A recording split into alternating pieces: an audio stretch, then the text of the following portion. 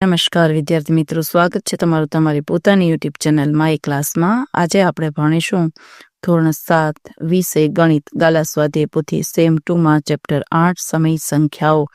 જો પ્રશ્ન નંબર 1 છે, પ્રત્યેક વિધાન સાચું બને તે રીતે ખાલી જગ્યા પૂરો. જો વિદ્યાર્થી મિત્રો, ગણતરી પણ દર્શાવી છે. આ રીતે તમે ખાલી જગ્યા પૂરતા જાઓ. -2/3 અને 10/-15 એ કિંમતની રીતે સમાન સમય સંખ્યાઓ છે. જો પેન્સિલથી તમને એમાં કિંમત લખેલી દેખાડે છે એ રીતે બધી ખાલી જગ્યામાં જ્યાં જ્યાં જરૂર છે ત્યાં તમને ગણતરી કરીને દર્શાવેલ છે. તમે આ રીતે વિદ્યાર્થી મિત્રો બધી ખાલી જગ્યા જોઈને લખી શકો છો, અને પાછળ પણ જવાબ આપેલા છે. એ જવાબમાંથી પણ તમે જોઈને જવાબ ખાલી જગ્યાના અથવા આ પ્રશ્ન નંબર 2ના વિકલ્પના પણ તમે આ રીતે જોઈને લખી શકો છો. આગળ જોઈએ. એ જ રીતે 12 થી 17 ખાલી જગ્યા પણ તમે જોઈને વિકલ્પ સાચો પસંદ કરીને લખી શકો છો. હવે આપણે સાચો વિકલ્પ શોધી તેનો ક્રમ અક્ષર સામે ચોરસમાં લખવાનો છે. -2/3 અને -6/9 સરખી સમય સંખ્યાઓ છે, એટલે પહેલામાં આવશે ડી, પછી બીજામાં લખો બી -3/8, ત્રીજામાં લખો ડી -4/5, ચોથામાં લખો બી એટલે કે થી મોટું 3/4 તો લખો એમાં સી સમય સંખ્યા, છોટું -1.2/5 તો એમાં લખો બી સમય સંખ્યા, સાતમું 2.5 એ તો એમાં લખો સમય સંખ્યા, આઠમું ડી -2 એ -4 થી મોટી 9, 0 અને 5 ની વચ્ચે ખાલી જગ્યા સમય સંખ્યાઓ છે તેમાં લખો ડી અસમય સંખ્યા. 10મું 1.2/5 ને સંખ્યા રેખા ઉપર દર્શાવો. 1 અને 2 ની વચ્ચે એમાં આવશે 5, સી સરખા ભાગ પાડીશું. 11મું ખાલી જગ્યા સંખ્યાઓનું સંખ્યા રેખા પર નિરૂપણ 0 ની ડાબી બાજુએ, તેમાં આવશે ડી ઋણ સંખ્યા. 12માં 2.3/4 ની વ્યસ્ત સંખ્યા, તેમાં આવશે ડી 4/11.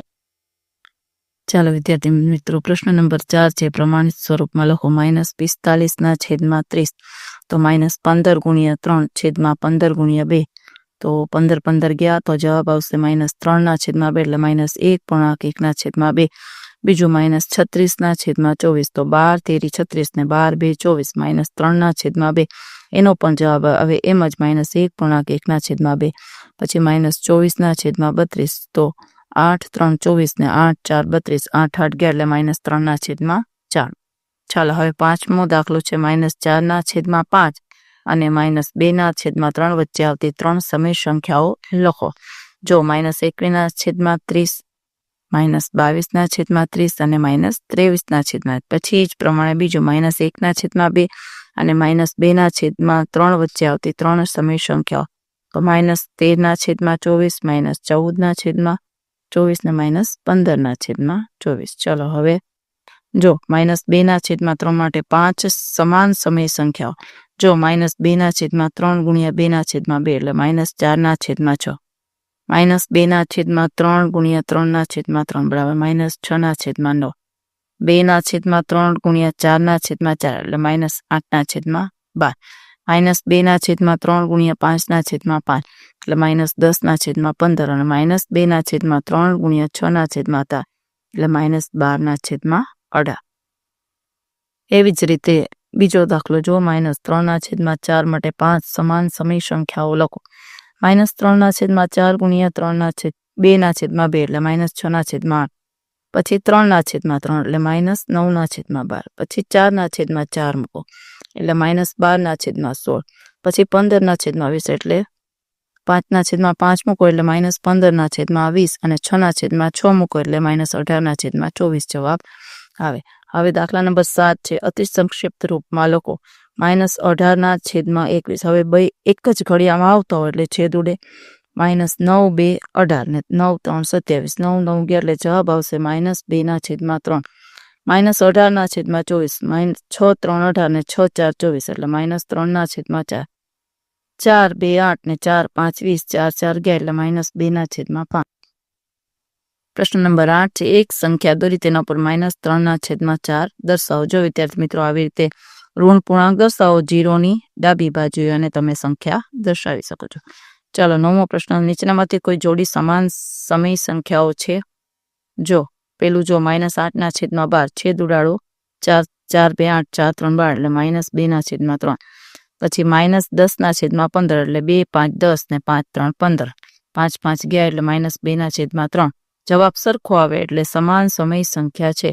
એ જ પ્રમાણે બીજું -15/20 એટલે 5 3 15 ને 5 4 20 એટલે 3/4 -3/4. પછી 4 3 12 ને ચોકે 16 તો એ પણ -3/4 એટલે સમાન સમય સંખ્યા છે.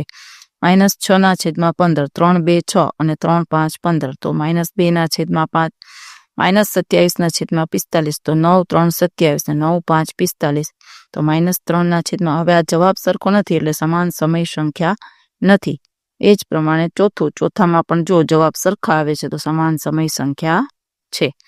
ચાલો હવે જો પ્રશ્ન નંબર 10 સરવાળો કરો. 2.3/4 વત્તા 3.1/2 તો લસા આવશે 4.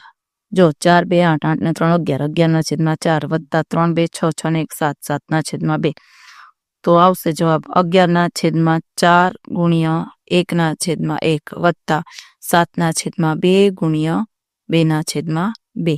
11 1 11 11/4 વત્તા 14/4 એટલે 11 વત્તા 14/4 એટલે 25/4 તો જવાબ આવશે 6.1/4. એવી જ રીતે બીજો દાખલો અને ત્રીજો દાખલો અને ચોથો દાખલો આવી રીતે વિદ્યાર્થી મિત્રો તમે જોઈને લખી શકો છો. ગણતરી કરીને લસા કાઢીને અને સમાન છેદ લઈ આવવાની એને જવાબ આપણે લાવીએ અને પછી અપૂર્ણાંકમાં એનો જવાબ લખવાનો થાય છે. પછી બાદબાકીમાં પણ એ જ રીતે છે. જો વિદ્યાર્થી મિત્રો લખી શકો છો 11/12 ઓછા 5/24 તો લસા આવશે 24.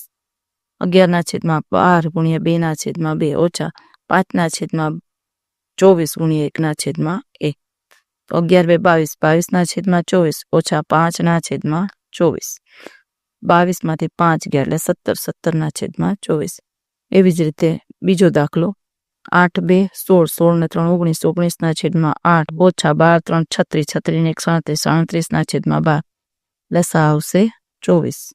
19/8 ગુણ્યા 3/3 અને 37/12 ગુણ્યા 2/2 છેદ સરખા લઈ આવવાના છે વિદ્યાર્થી મિત્રો. 24 આવવા જોઈએ એટલે એ રીતે આપણે ગણતરી કરવાની છે.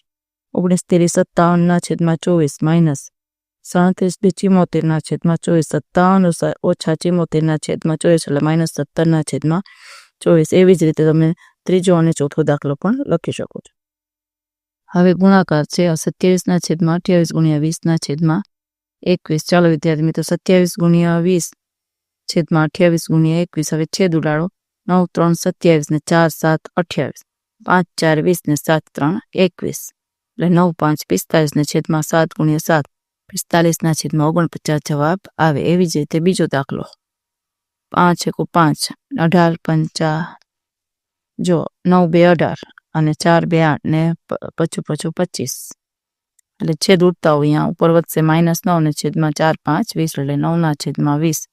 એવી જ રીતે 11/4 ગુણ્યા 16/33 છેદ ઉડતા હોય અહીંયા ઉડાડો ચોકે ચોકે 16 અને 11 તેરી 33 11 11 ગયા ઉપર છે 4 નીચે 4 એટલે 4 4 ઉડી ગયા એટલે 4/3 તો 1.1/3.